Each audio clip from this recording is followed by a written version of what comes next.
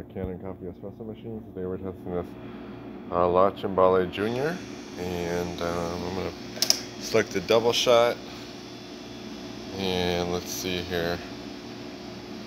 Let's go ahead and make a shot.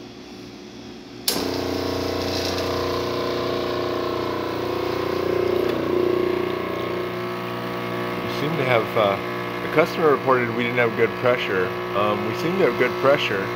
There's a little bit of a leak that we could resolve, you know, but I just wanted to check in with the customer about the pressure issue.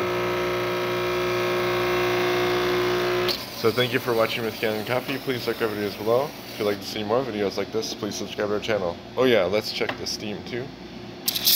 Yeah, the steam is nice and strong also. The hot water.